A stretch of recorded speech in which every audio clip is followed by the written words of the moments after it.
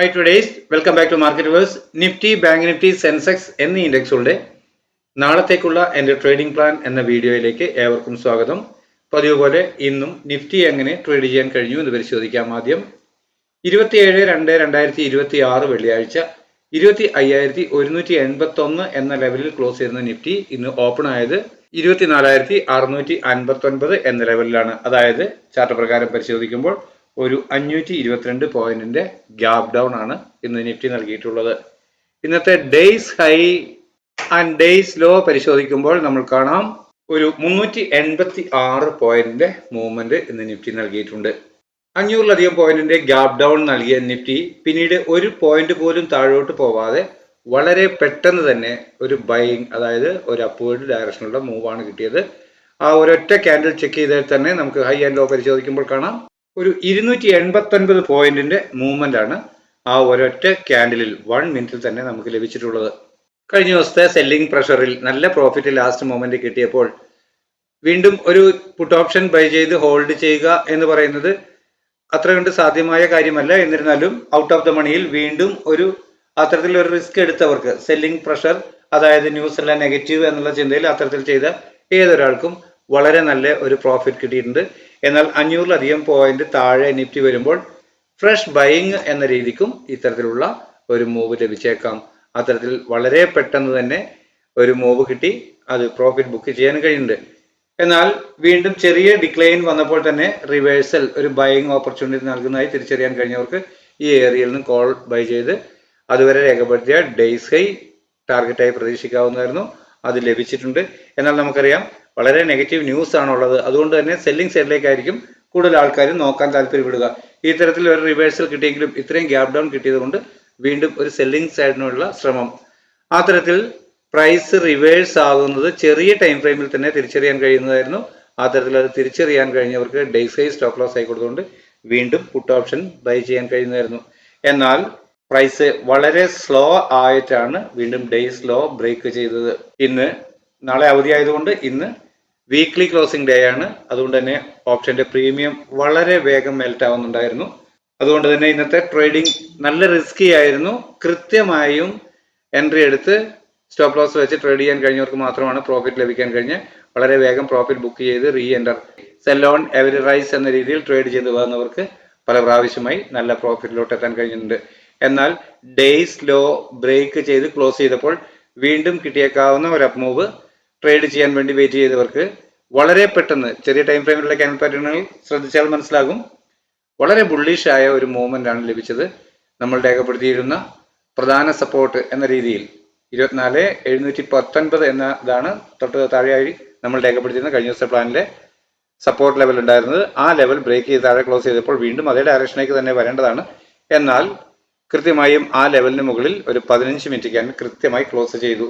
അപ്പോൾ പിന്നീട് കിട്ടിയ ഡിക്ലൈൻ ബൈയിങ് മോഡിലേക്ക് മാറുന്നത് കാണാൻ കഴിയുന്നതായിരുന്നു.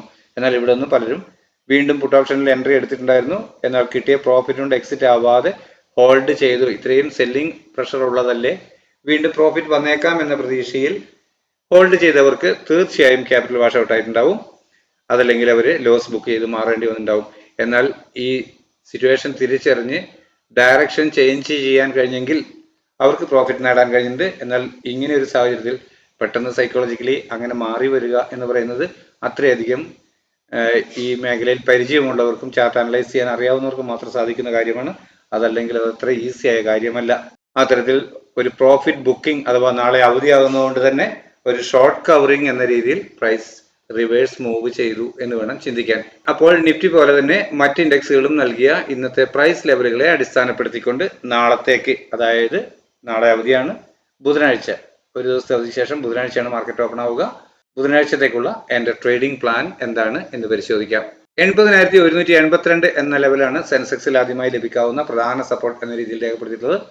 തൊട്ട് താഴെയായി 80,032 എന്ന മൈനർ സപ്പോർട്ടും അപ്പർ സൈഡിൽ 80,632 എന്ന മൈനർ റെസിസ്റ്റൻസും രേഖപ്പെടുത്തിയിരിക്കുന്നു. ഒരു ഫ്ലാറ്റ് ഓപ്പണിംഗിന് ശേഷം ചെറിയ ടൈം ഫ്രെയിമിലുള്ള ക്യാൻഡിൽ പാറ്റേണുകൾ പ്രൈസ് പ്രകാരം അപ്പോൾ ഡയറക്ഷൻ നൽകുന്നു എന്ന് ഫീൽ ചെയ്താൽ അതുവരെ രേഖപ്പെടുത്തിയ ഡേയ്സ് ലോ അതല്ലെങ്കിൽ തൊട്ടായുള്ള മൈനർ സപ്പോർട്ട് സ്ട്രിക്റ്റ് ആയ സ്റ്റോപ്പ് ലോസ് ആയി കണക്കാക്കി അപ്പോൾ ഡയറക്ഷനിലേക്ക് ട്രേഡ് ചെയ്യാൻ കഴിയും. ആദ്യം ലഭിക്കേണ്ടുന്ന ടാർഗറ്റ് 80,632 എന്ന ലെവലാണ്. ആ ലെവലിന് മുകളിൽ ഒരു 5 മിനിറ്റ് 15 മിനിറ്റ് ക്യാൻ ക്ലോസ് ആവുകയാണെങ്കിൽ വീണ്ടും കിട്ടിയേക്കാവുന്ന ഒരു ഡിക്ലൈനിൽ അതുവരെ രേഖപ്പെടുത്തിയ ഡേയ്സിലോ ഡൗൺ സൈഡിലേക്ക് ബ്രേക്ക് ചെയ്യാതിരിക്കുകയും ചെറിയ ടൈം ഫ്രെയിമിലുള്ള ക്യാൻ പാറ്റേണുകൾ പ്രൈസ് ആക്ഷൻ പ്രകാരം അപ്പോൾ ഡയറക്ഷൻ നൽകുകയും ചെയ്താൽ പിന്നെയും കോൾ ഓപ്ഷൻ തന്നെ ബൈ ചെയ്യാൻ കഴിയും. ഡേയ്സിലോ ആയിരിക്കും അപ്പോഴത്തെ സ്ട്രിക്റ്റ് ആയ സ്റ്റോപ്പ് ലോസ് ലെവൽ. പ്രതീക്ഷിക്കേണ്ട ടാർഗറ്റ് അതുവരെ രേഖപ്പെടുത്തിയ ഉയരമാണ്. എന്നാൽ അതിന് മുകളിലേക്ക് ക്ലോസിംഗ് നൽകുന്നു എന്ന് വന്നാൽ പ്രൈസ് ഗ്രാജുവലി അപ്പോൾ ഡയറക്ഷൻ സഞ്ചരിച്ചേക്കാം എന്നാണ് പ്രതീക്ഷിക്കേണ്ടത്. അങ്ങനെയെങ്കിൽ ലഭിക്കാവുന്ന ടാർഗറ്റ് ലെവലുകളാണ് മുകളിൽ രേഖപ്പെടുത്തിയിട്ടുള്ളത്.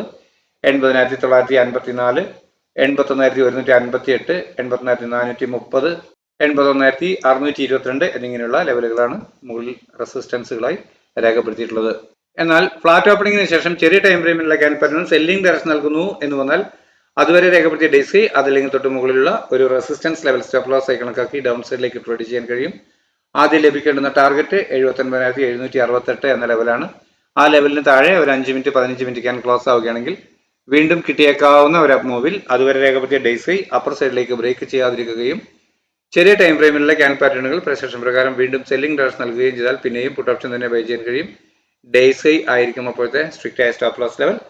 പ്രതീക്ഷിക്കേണ്ട ടാർഗറ്റ് അതുവരെ രേഖപ്പെടുത്തിയ ലോ ആണ്. എന്നാൽ അതിന് താഴോട്ട് ക്ലോസിംഗ് നൽകുന്നു എന്ന് വന്നാൽ പ്രൈസ് ഗ്രാജുവലി ഡൗൺ സൈഡിലേക്ക് വന്നേക്കാം എന്നാണ് പ്രതീക്ഷിക്കേണ്ടത്. അങ്ങനെയെങ്കിൽ നമുക്ക് ലഭിക്കാവുന്ന ടാർഗറ്റ് ലെവലുകളാണ് ചുവടെ ചേർത്ത് കാണുന്ന സപ്പോർട്ട് ലെവലുകൾ നിങ്ങൾക്ക് വ്യക്തമായി കാണാമെന്ന് കരുതുന്നു. 79,418, 78,541, 348, 78,089, 77,833, 529, 229, 76,967 എന്നിങ്ങനെയുള്ള ലെവലുകളാണ് സപ്പോർട്ട് ലെവലുകളായി ഞാൻ രേഖപ്പെടുത്തിയിട്ടുള്ളത്. 59,843 എന്ന ലെവലാണ് ബാങ്ക് നിഫ്റ്റിയിൽ ആദ്യമായി ലഭിക്കാവുന്ന പ്രധാന സപ്പോർട്ട് എന്ന രീതിയിൽ രേഖപ്പെടുത്തിയിട്ടുള്ളത്. തൊട്ട് താഴെയായി 59,709 എന്ന മൈനർ സപ്പോർട്ടും അപ്പർ സൈഡിൽ 60,165 എന്ന മൈനർ റെസിസ്റ്റൻസും രേഖപ്പെടുത്തിയിരിക്കുന്നു.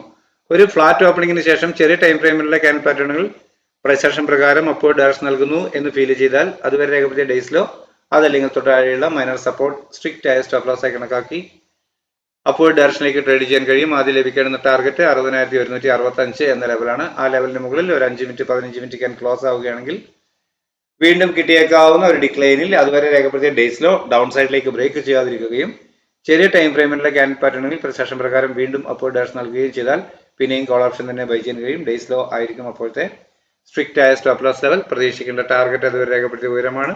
എന്നാൽ അതിന് മുകളിലേക്ക് ക്ലോസിംഗ് നൽകുന്നു എന്ന് വന്നാൽ പ്രൈസ് ഗ്രാജുവലി അപ്പോൾ ഡയറക്ഷൻ സഞ്ചരിച്ചേക്കാം എന്നാണ് പ്രതീക്ഷിക്കേണ്ടത്. അങ്ങനെയെങ്കിൽ ലഭിക്കാവുന്ന ടാർഗറ്റ് ലെവലുകളാണ് മുകളിൽ രേഖപ്പെടുത്തിയിട്ടുള്ള റെസിസ്റ്റൻസ് ലെവലുകൾ. അവ 60,334, 439, 624, 765 എന്നിങ്ങനെയുള്ള ലെവലുകളാണ് ഞാൻ രേഖപ്പെടുത്തിയിട്ടുള്ളത്.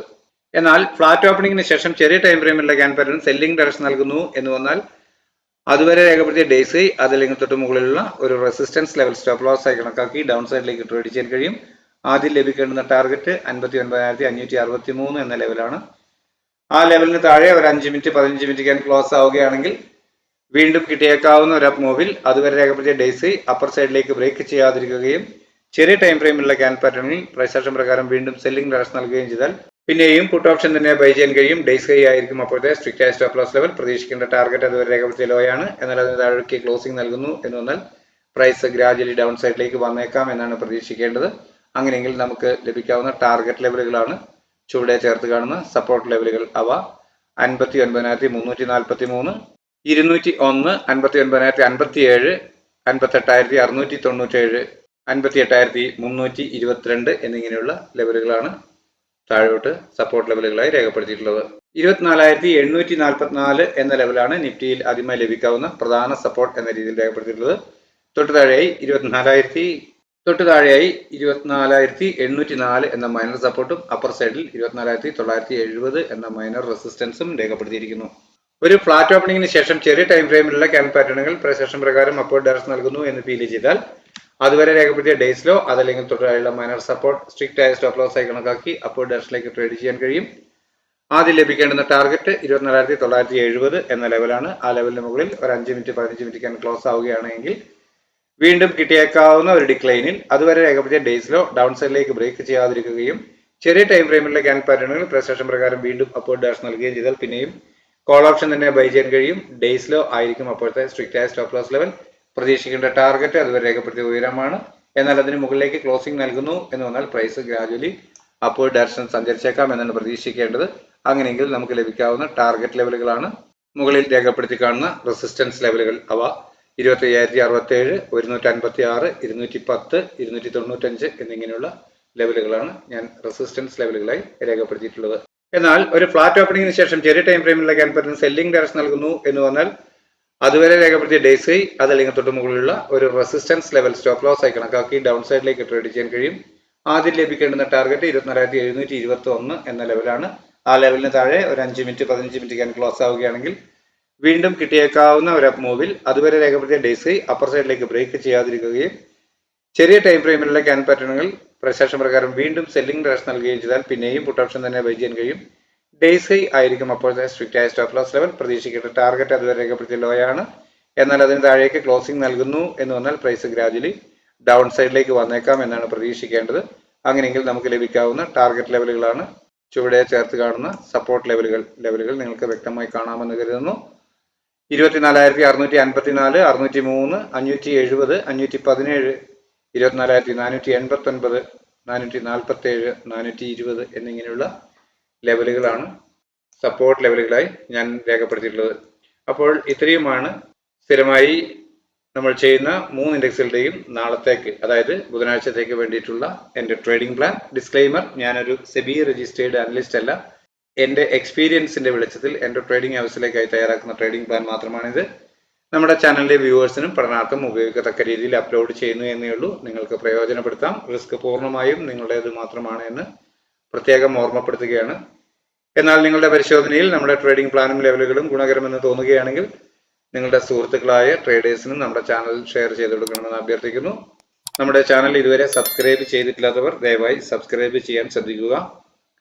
നിങ്ങളുടെ അഭിപ്രായ നിർദ്ദേശങ്ങൾ കമന്റ് ബോക്സിൽ രേഖപ്പെടുന്നതിനൊപ്പം ലൈക്ക് ചെയ്ത് ഷെയർ ചെയ്ത് ചാനലിനെ സപ്പോർട്ട് ചെയ്യണമെന്ന് ഒരിക്കൽ കൂടി അഭ്യർത്ഥിക്കുന്നു. പതിവ് പോലെ നമ്മുടെ പബ്ലിക് ടെലഗ്രാം ചാനലിന്റെ ലിങ്ക് വീഡിയോയ്ക്ക് താഴെ പിൻ ചെയ്തിട്ടുണ്ട്. താല്പര്യമുള്ളവർക്ക് അതിൽ ജോയിൻ ചെയ്യാം. കൊടുത്തിട്ടുള്ള വാട്സാപ്പ് നമ്പർ ഉപയോഗിച്ച് ഞാനുമായി കമ്മ്യൂണിക്കേറ്റ് ചെയ്യാൻ ആഗ്രഹിക്കുന്നവർക്ക് അത് സാധ്യമാകുന്നതാണ്. അപ്പോൾ ഒരു ദിവസത്തെ അവധിക്ക് ശേഷം ബുധനാഴ്ച മാർക്കറ്റ് ഓപ്പൺ ആവുമ്പോൾ എല്ലാവർക്കും നല്ല ട്രേഡിംഗ് അവസരങ്ങൾ നൽകുന്ന മൂവ്മെന്റ് എല്ലാ ഇൻഡെക്സിലും ഉണ്ടാവട്ടെ. എല്ലാവർക്കും നല്ല പ്രോഫിറ്റ് ഉണ്ടാക്കാൻ സാധ്യമാകട്ടെ എന്ന് ആശംസിച്ചുകൊണ്ട് തൽക്കാലം നിർത്തുന്നു. Thank you.